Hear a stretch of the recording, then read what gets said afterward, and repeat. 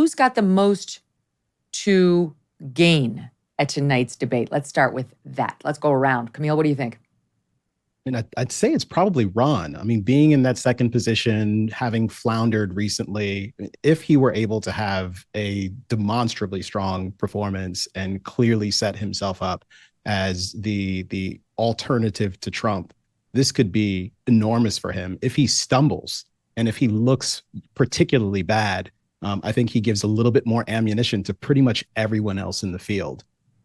So it would be great for him to have a good performance. I'm sure from his own team's perspective, like anyone else, if DeSantis does okay and anyone else seems to really shine, I mean, that might be good for them for a little while, but it doesn't seem to me that they have nearly as much to gain or as much to lose in the short run.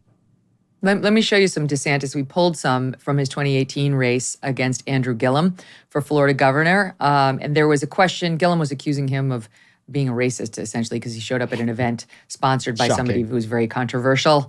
And this is how DeSantis handled it. SOT 14. How the hell am I supposed to know every single statement somebody makes? Here's the deal. Let me just say this. I've lived my life, whether it's athletics, whether it's military, whether it's serving as a prosecutor. You know, when I was downrange in Iraq, we worked together as a team regardless of race. When I was a prosecutor, I stood up for victims of every race, color, and creed. That's the only way to do it in our country. It's something I believe in, and as governor, I will represent all the people. Everyone will get a fair shake. But I am not going to bow down to the altar of political correctness. I'm going to not let the media smear me like they like to do with so many other people. Sir, I'm certainly not going to take anything from Andrew Gillum. He's got neo-Nazis helping him out in this state. He has spoken at racist conferences. Now, I'm not calling Mr. DeSantis a racist. I'm simply saying the racists believe he's a racist. Mr. DeSantis. The conference I attended was keynoted by a Medal of Honor recipient named Clint Romeshay. It was not a racial conference. That is an absolute lie. And I'm not going to sit here and take this nonsense from a guy like Andrew Gillum. Oh, pretty good. Yeah. Every reason he should be doing better and every reason he should do well tonight. He should swear again. Yeah. I like the swearing. Yeah. Gillum, what the hell? It's authentic. Yeah. Yeah, he might have. I mean, Gillum did a great job after losing that race. I don't know if anyone remembers what Andrew Gillum did, but he likes passing out in hotel rooms and things. But no, I have been an outlier in this. And, you know, having seen DeSantis on the stump during his last campaign in Florida, that everyone thought I was crazy, that I said, I think he's actually quite good on the stump. Because, you know, the comparison that people make is to Donald Trump. And it's an unfair comparison because Donald Trump is unique in that there's nobody like him. And that's what people liked about him. I think that maybe what people are sort of tired of in some ways too. But, you know, DeSantis isn't bad at this. This is completely ridiculous if people think that he's bad at this stuff. He's very, very smart. It doesn't, and again, I have people emailing me when I say this all the time and saying like, oh, you're a big, no, I have a lot of things that I really disagree with him on, but it's just a statement of fact. The guy is a working class guy who went to Harvard and Yale and then served in the military and has the pedigree that one used to have to get to the presidency. And he's no dummy. And people should not underestimate him because when he's up there tonight, he has, of course, the most to lose, and he's going to come out swinging. That debate prep strategy thing that leaked wasn't wrong, by the way. There was nothing crazy in it. It was pretty much how I would handle that debate, and I suspect that he'll do pretty much the same of what was outlined in that document, which is mostly common sense of, you know, making sure that you're on the attack a lot of the time. I think you're going to see somebody who's reasonably impressive as a debater. I'm not saying as a candidate, but as a debater, I think he's quite good. Now, Canadian Debbie, our producer, she's very thorough, guys, and she did look through most of that debate and found some potential areas of weakness for Ron DeSantis. And you will not be surprised, I think, to hear it was in some of his facial expressions, reaction shots, you know, what's happening when other people are talking, in that case, Andrew Gillum. We did pull some of that. Here it is. It's a video. All right, so he's looking at him. He's shaking the head no. There's kind of like a smirk. I don't know, Deb. This isn't so bad. Does it get worse than this? Oh, she says it gets worse. All right, stand by. From Bill O'Reilly. Oh, okay. Head tilt, don't like that. Here's the next one. I mean, honestly, He's got it's a the weird suit. little smile on. He's got like a The weird little tailoring fake is the- smile. It's like somebody told him, Bad smile. tailoring. Don't forget to smile. Yeah, that's a weird one. But should get Camille's rid of right. The that. tailoring is the most offensive. Yeah, I think he could do a better job. Like, Yeah, he you looks can like David play Byrne up. and Tuck. It doesn't Stop matter making what sense. I your don't think that physique was so looks bad. like. I You can think get a better Debbie, looking that was suit. unfair impeachment. I think that was fine. But he does have to worry Wow. about, he's got some facial and some That was head quite movements mean that- for a Canadian.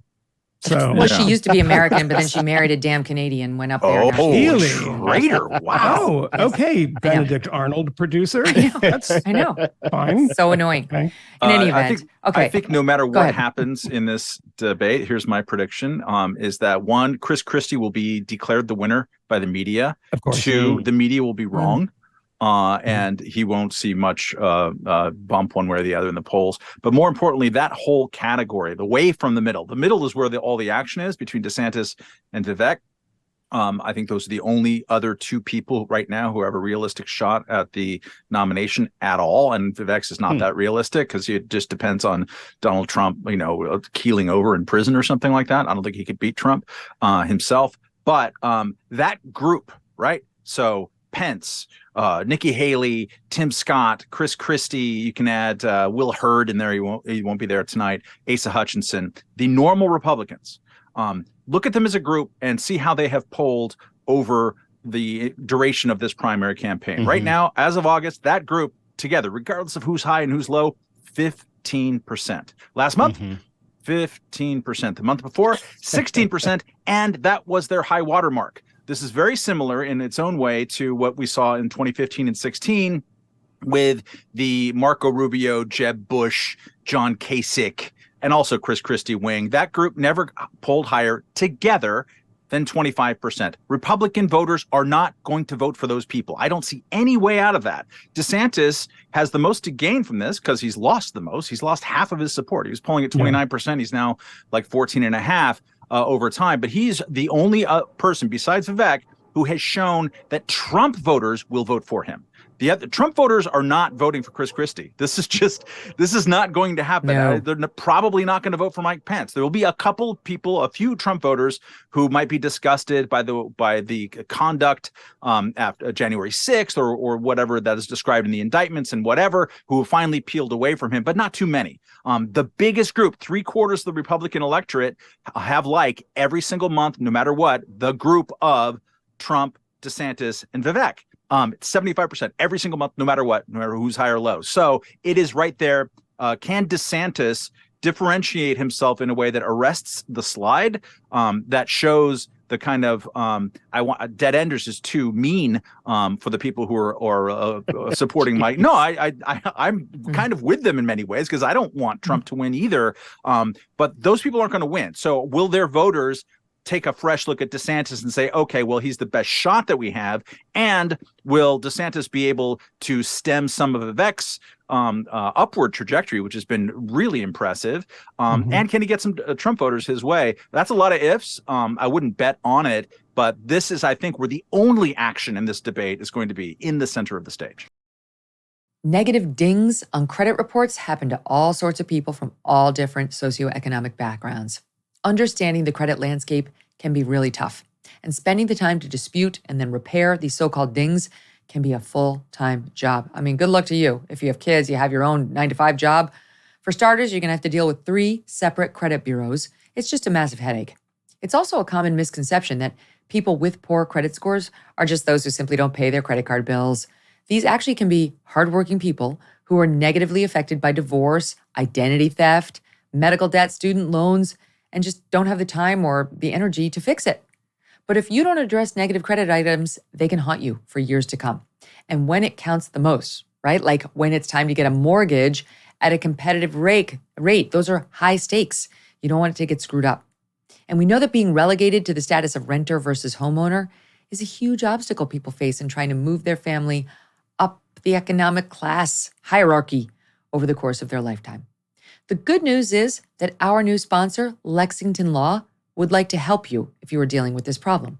Go to lexingtonlaw.com. Start today with a free consultation and review. Tell them I, Megyn Kelly, sent you at lexingtonlaw.com. Hey, thanks so much for watching. If you like what you just saw, hit the subscribe button for more clips and full episodes.